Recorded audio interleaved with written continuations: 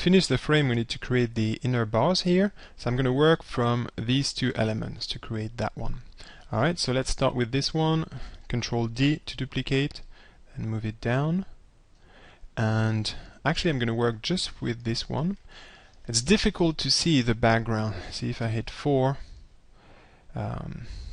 let's actually hide the window.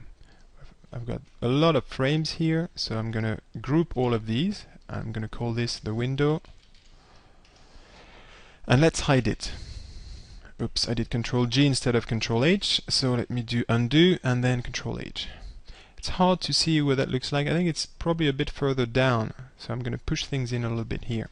And probably a bit flatter than the carving I've done, right? So let me work with that. Shift H to unhide the window. I'm going to hit 5 to go to shaded mode. And see, this sticks up too much. If I look at it here in the perspective view, I really don't like the look of this. So I'm going to do a little bit of work here. Very quickly move this. Let me see what I could move down.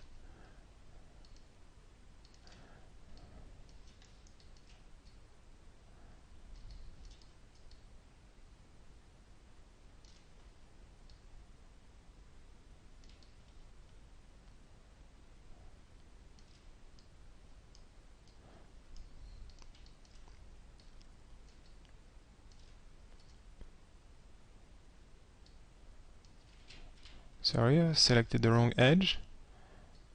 And so I'm just creating a profile that I like, which I think is going to work with this window. And finally I'm going to move that face down a bit more.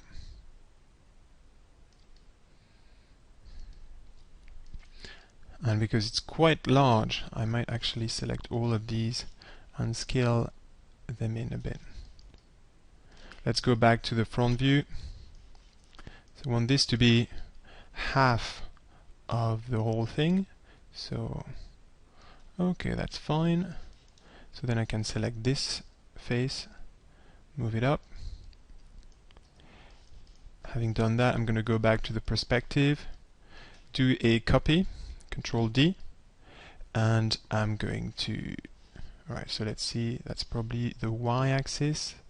So let's scale it, or let's do a mirror image. So I'm turning the -1 point something into a +1 point something, and I've got a mirror image.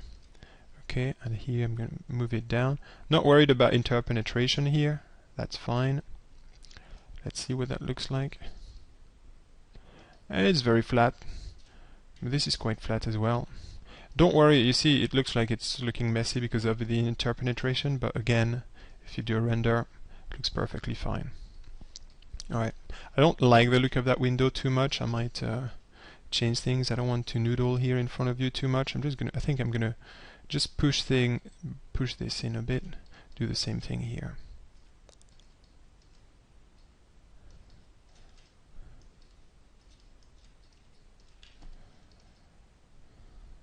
Right, and what we are looking at here is, I think it looks pretty smooth, and I don't want it to look that smooth. So what I'm going to do is select these two bits. I'm going to go to normals and then harden edge. And now you see we are seeing, well, we're seeing hard edges, so it's not a smooth object. This one originally was smooth as well. I'm quite happy with that, so I'm going to leave it like that. But if I did the same thing, so I'm going to do G on this one, and now you can see the difference between the unsmooth version and the smooth version. So let me undo that and keep the smooth version. Some weird shading here, you see it looks like it changes the color. Don't worry about that. All these shading things we'll deal with later.